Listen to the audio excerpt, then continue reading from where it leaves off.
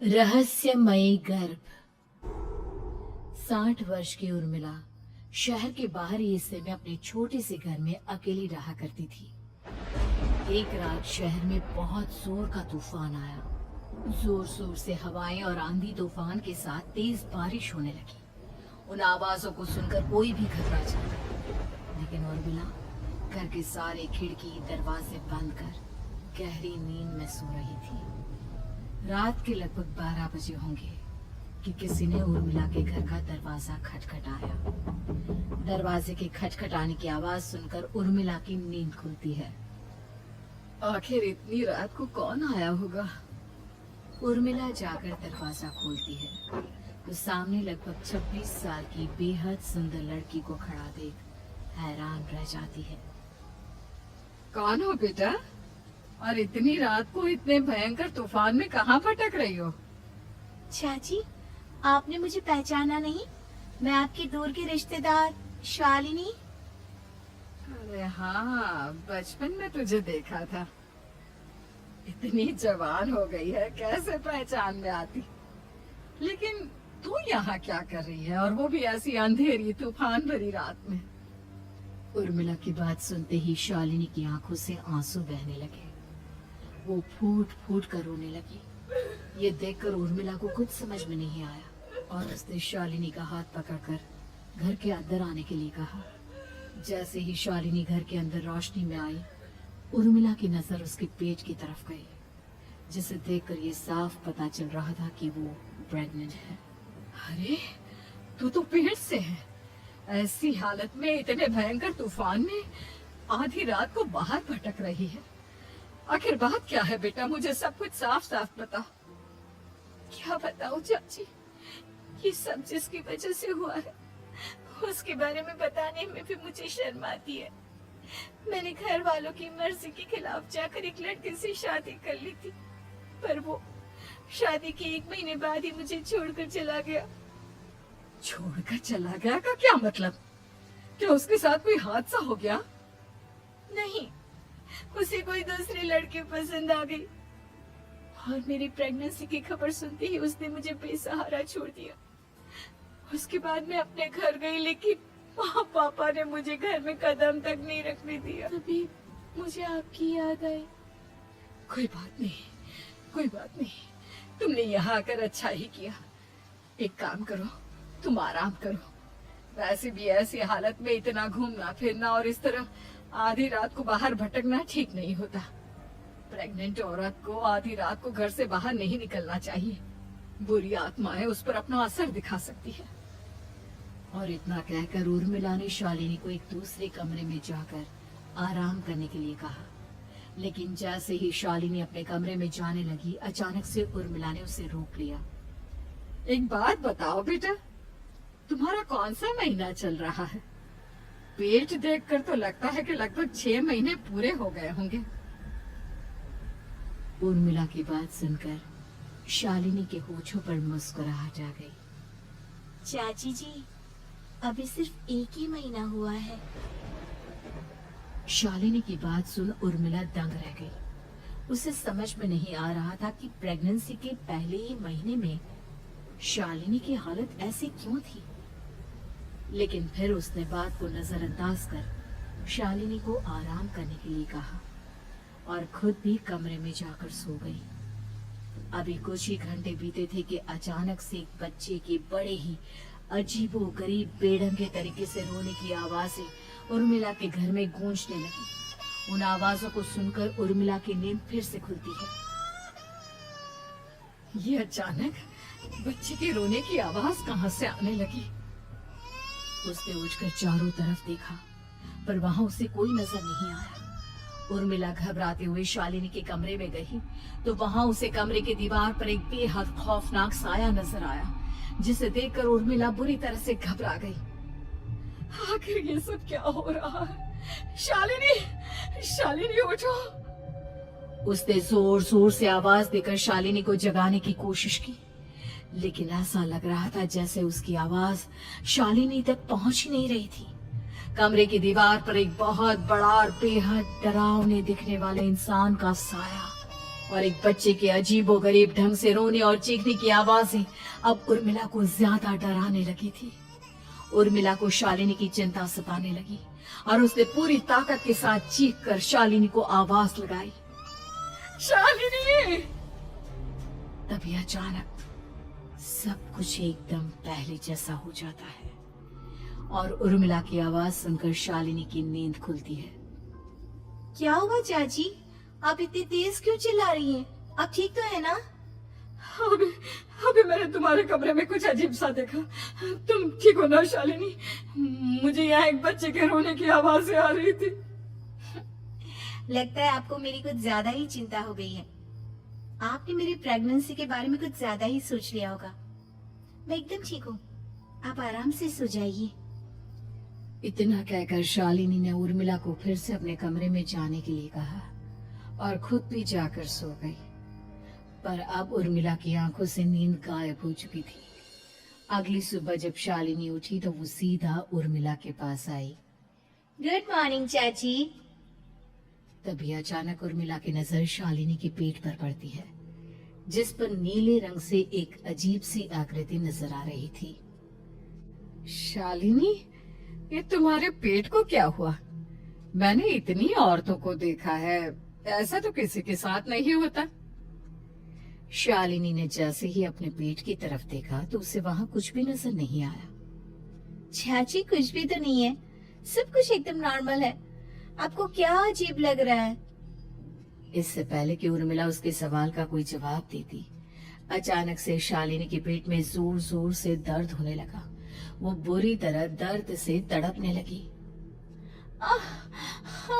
चाची, चाची। ये सब देखकर उर्मिला बहुत घबरा गई। उसने धीरे धीरे शालिनी के पेट को सहलाना शुरू किया, लेकिन शालिनी का दर्द कम नहीं हुआ। उर्मिला जाकर रसोई से पानी का गिलास लेकर आई और शालिनी को पानी पिलाने की कोशिश करने लगी। ले बेटा, पानी पी ले, तुझे आराम मिलेगा। ले ले। नहीं चाची, मुझे बहुत तेज दर्द हो रहा है। अरे थोड़ा पी ले बेटा। जैसे ही उर्मिला ने शालिनी को पानी पिलाया, उसने देखा कि गिलास में बचा पानी का रंग नीला पड़ गया और शालिनी की आंखें अजीब हो गई। उसके पेट पर बच्चे का एक डरावना चेहरा नजर आने लगा।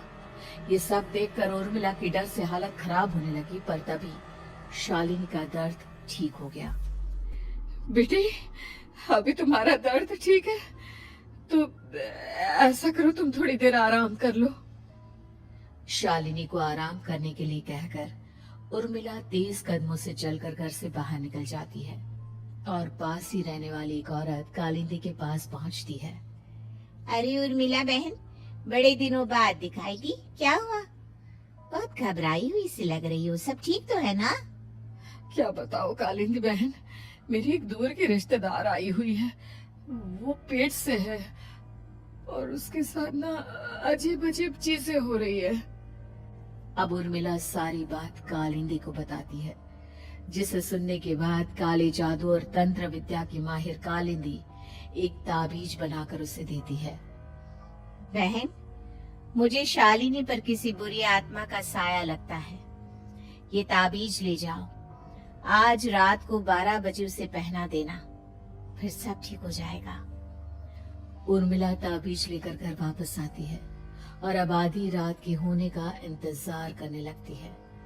जैसे ही आधी रात होती है, वो नींद में सोई शालिनी को ताबीज पहना शांति से अपने कमरे में आकर अपने पलंग पर लेट जाती है।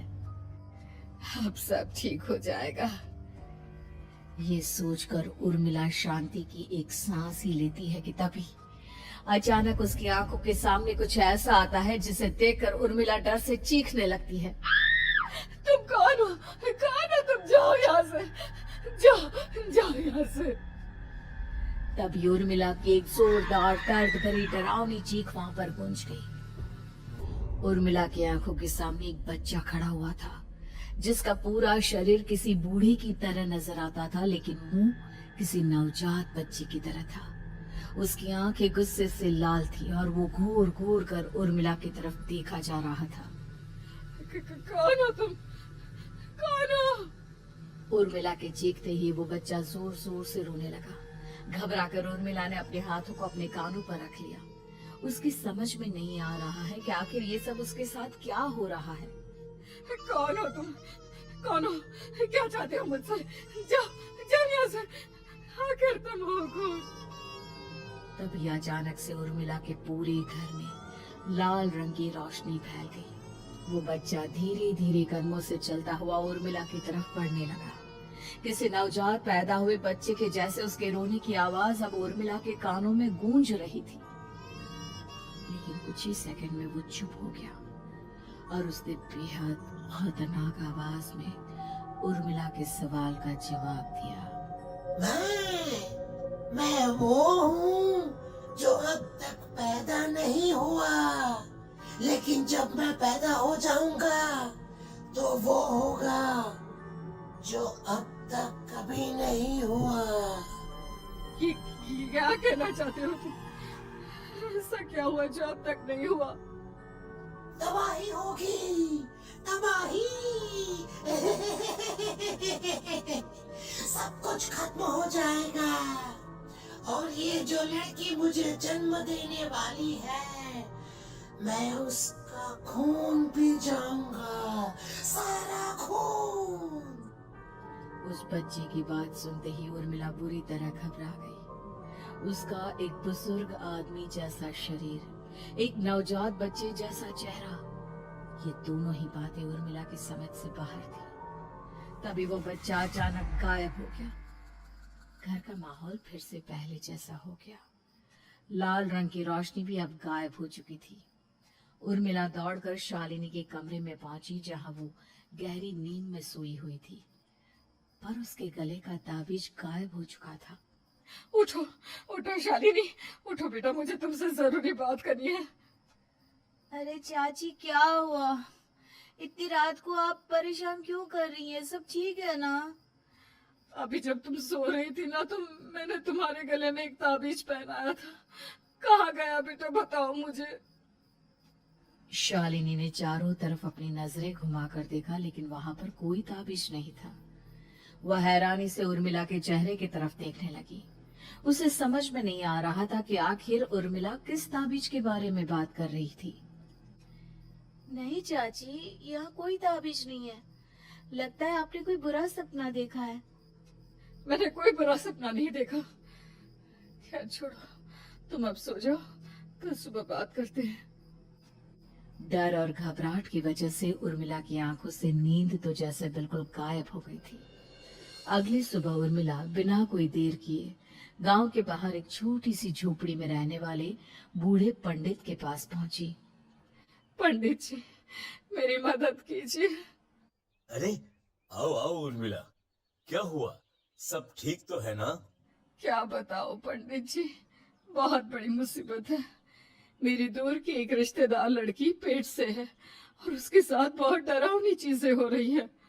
कल रात को तो एक अजीब सा दिखने वाला बच्चा मेरी आंखों के सामने आकर खड़ा हो गया था। ये तुम क्या कह रही हो? मुझे साफ साफ बताओ कि आखिर तुमने क्या देखा?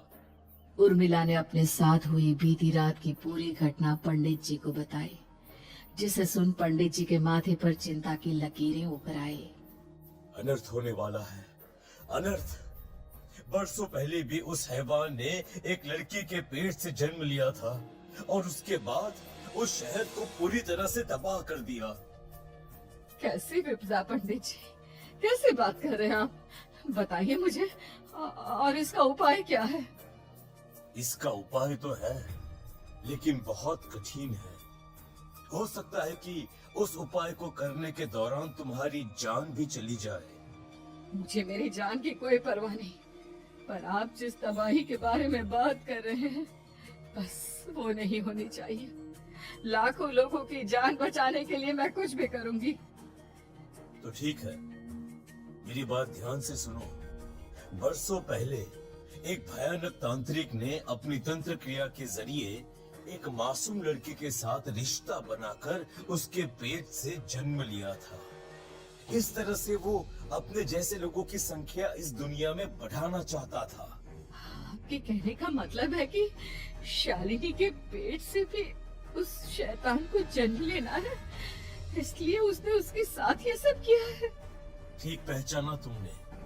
अब मैं तुम्हें एक ऐसा सिंदूर दूंगा जिससे तुम्हें ले जाकर उस लड़की के पेट पर लगाना होगा। क्या ऐसा करने से सब कुछ ठीक हो जाएगा? नहीं उर्मिला, ये सब इतना आसान नहीं। उस लड़की के पेट पर सिंदूर लगाने के बाद तुम्हें उसका पेट काटकर उस हैवान को बाहर निकालना होगा। नहीं पंडित जी, मैं ये सब नहीं कर सकती। मैं भला एक जिंदा लड़की के पेट को अपने हाथों से कैसे काट सकती हूँ? अगर तुमने ऐसा नहीं किया तो कुछ ही दिनों में वो हैवान उस लड़की के शरीर से जन्म लेगा और उसके शरीर के सारे खून को पीकर अपनी ताकत को बढ़ाएगा। उसके बाद वो धीरे धीरे इस पूरे शहर को तबाह कर देगा। यहाँ पर कोई जिंदा नहीं बचेगा। लेकिन अगर मैं उसके पेट को काट दूंगी तो क्या वो जिंदा बच पाएगी? अगर शालिनी को कुछ हो गया तो, अगर उसकी मृत्यु हो गई तो? ऐसा कुछ नहीं होगा उर्मिला, तुम्हें अपने मन को पक्का करके ये काम करना ही होगा।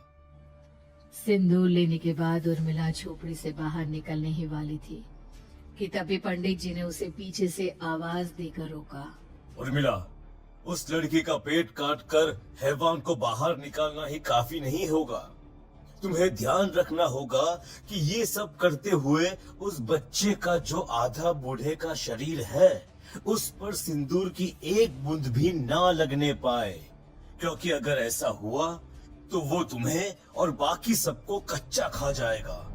पंडित जी की बात सुन उर्मिला की आंखें फटी रह गई और उसके शरीर में डर की लहर दौड़ गई।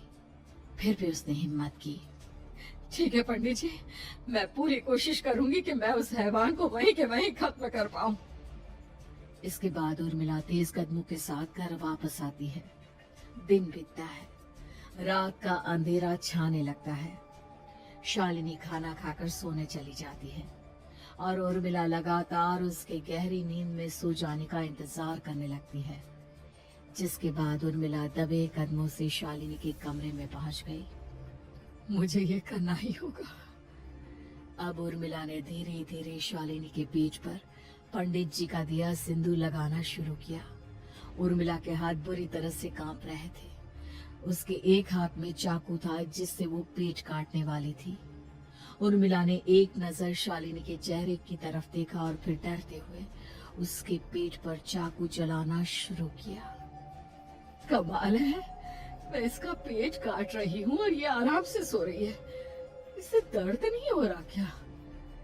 तभी अचानक उर्मिला के कानों में बच्चे की रोने की आवाज सुनाई देने लगी।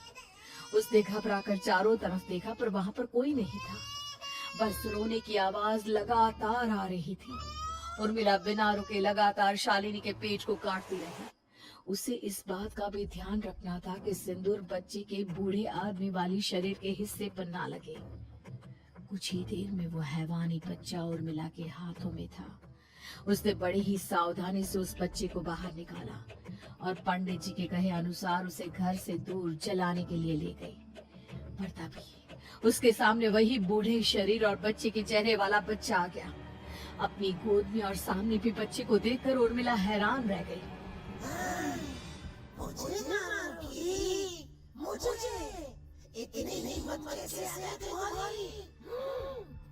तुम पैदा नहीं हुए हो और मुझे पता है जब तक तुम्हारा जन्म नहीं हो जाता तो मुझे कुछ नहीं कर सकते।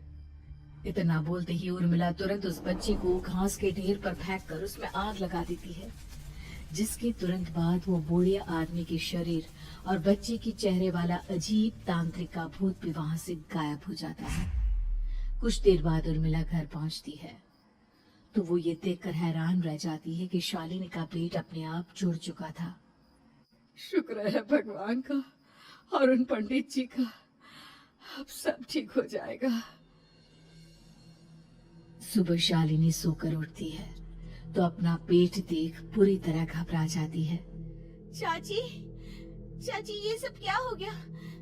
मेरा पेट अचानक कम कैसे हो गया? मेरा बच्चा कहाँ गया चाची? बेटी, वो बच्चा नहीं एक खतरनाक तांत्रिक था जो तुम्हारी कोख से जन्म लेकर सबको मार देना चाहता था, वो पैदा होते ही तुम्हारी जान भी ले लेता। इसलिए मैंने पंडित जी के बताए उपाय से उसका खात्मा कर दिया है। अब सब ठीक है। शालिनी को उर्मिला की बात समझ में नहीं आती, जिसके बाद शालिनी को पूरी बात उर्मिला आराम से समझाती है। अब वो दोनों ही भगवान का शुक्र अदा करती हैं और एक साथ रहने लगती हैं।